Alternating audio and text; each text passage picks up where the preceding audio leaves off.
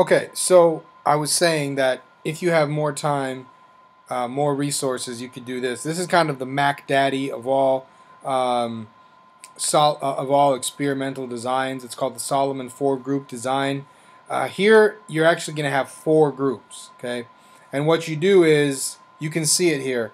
You're going to the R stands for randomization, so you randomly assign the subjects. Of course, that should be a given.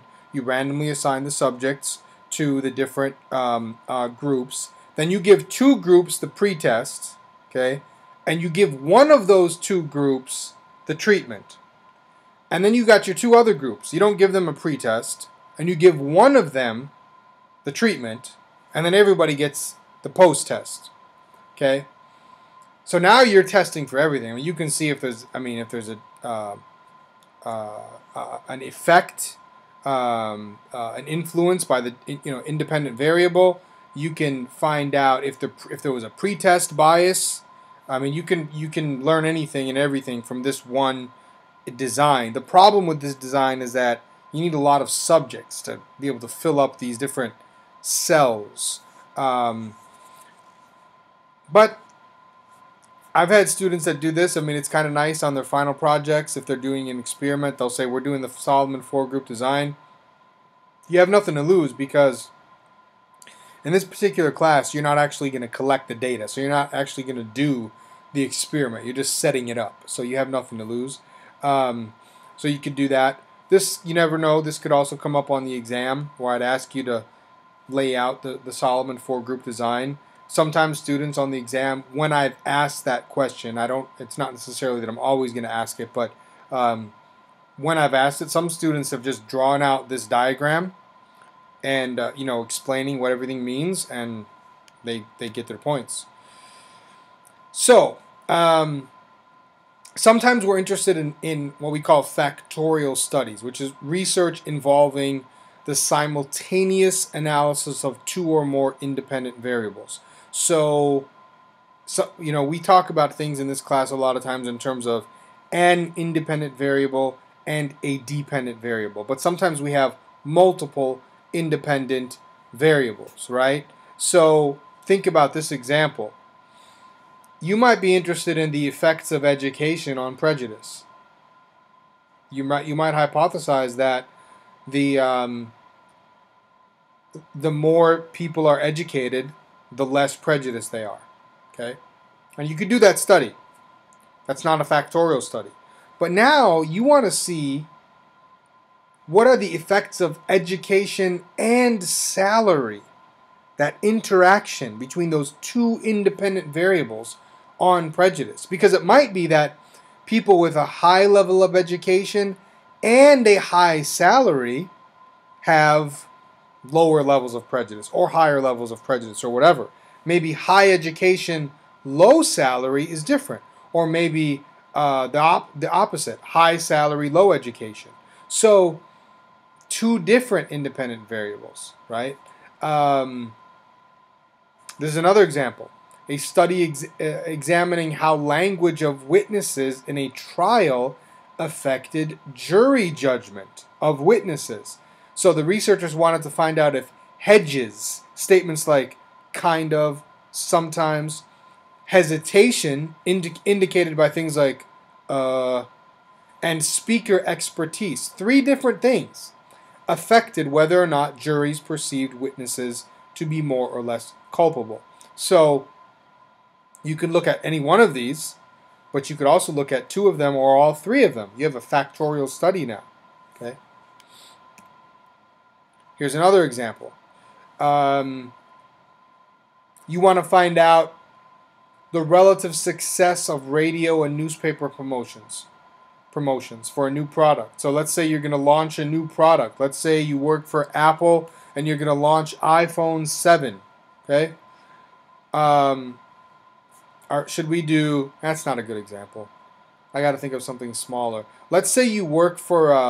one of my students was telling me that there's some big... oh, this is perfect because it's almost 4th of July, right? So there's some big fireworks company based in Florence, apparently. Or somewhere in the Shoals, right? So I think they're called TNT or something like that, which would be a good. If they're not called TNT, they should be. That would be a good name for a fireworks company. But anyways, let's say you're going to launch a new product. Like let's say you got some new great firework, which is very unlikely, by the way, because one of the things that I always it's weird to think about this, but this is just as an aside. Fireworks have not advanced at all. Like, I'm 39 years old.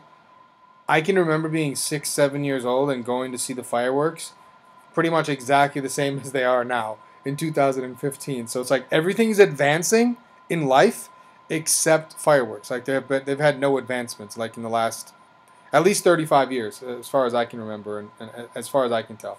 Anyways, that's just as an aside. But let's say you're going to launch this new great firework. You want to find out if radio ads are going to be better or newspaper ads are going to be better. So here's what you could do. Let's see, you got these 4 different regions. 1, 2, 3, 4. This is perfect, right? You got Sheffield, Tuscumbia, Florence, and what's the 4th one? Muscle Shoals. So you got those 4 different cities, right next to each other in the shoals. And what you can do is, you see that first cell with the number 1?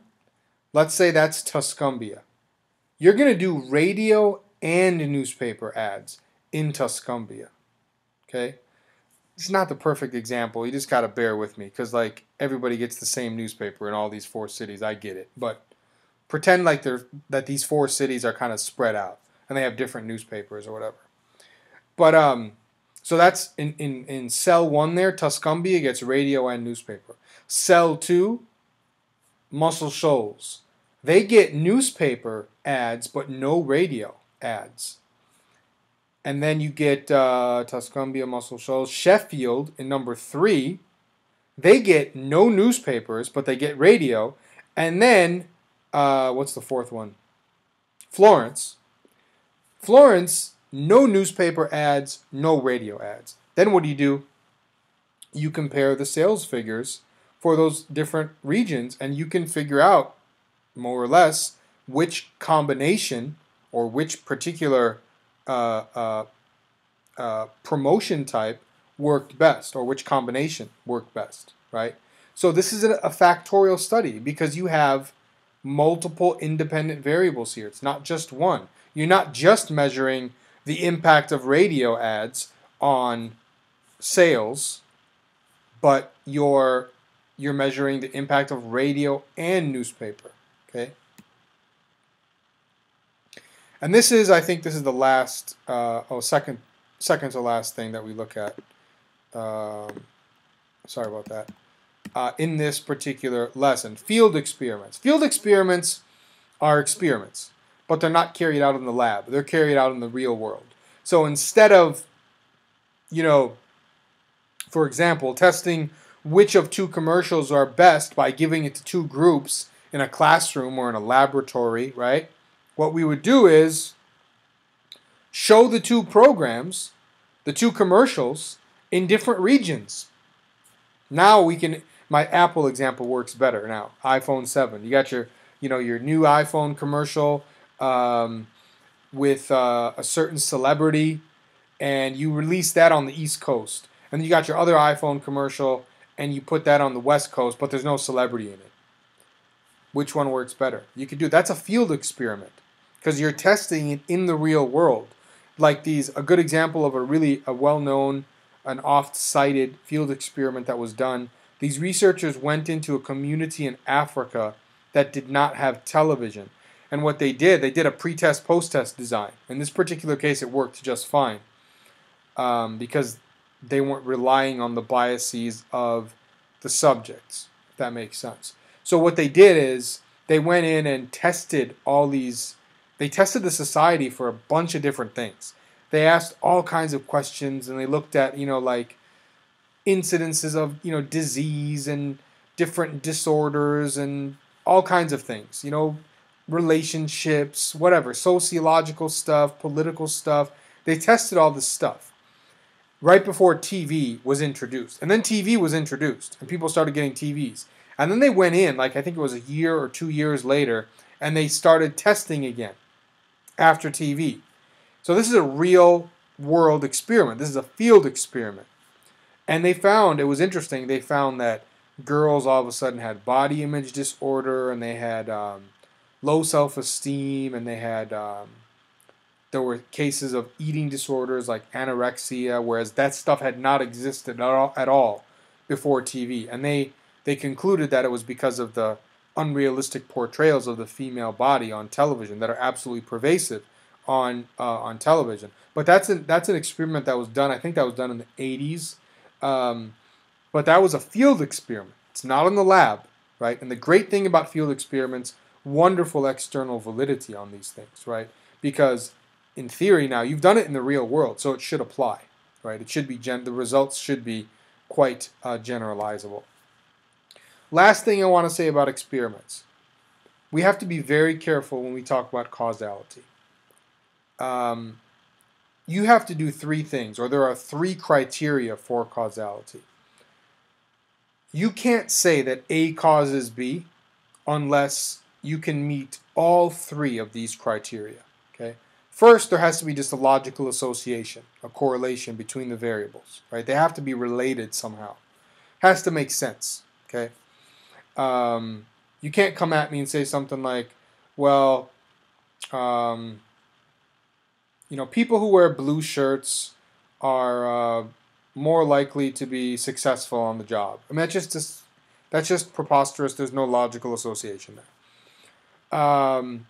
So that's number one. Number two is time order. You have to make sure, you have to be able to show that the cause comes before the effect. That's the great thing about the experiment, right? Because in a lot of times it's not easy to do this. But in an experiment it is, because you control, remember I said at the very beginning, like the first or second slide, it said control is a key feature of experiments. You control exactly when you're going to introduce the stimulus, the treatment, right?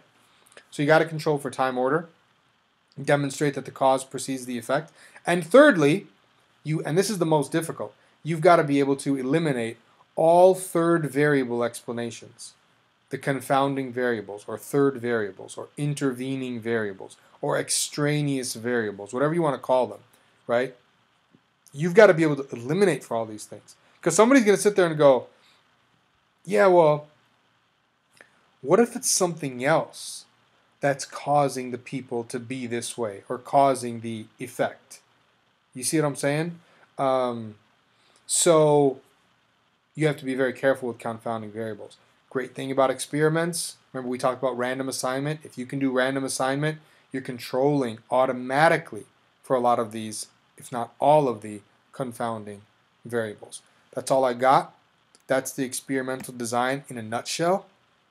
Read, do the reading. It's always a good idea to do some independent reading. I always tell my students, you might want to go just read an experiment or two if you have time. But that's the material that it's not any higher level than this. This is the stuff that I want you to understand. And as always, let me know if you have questions.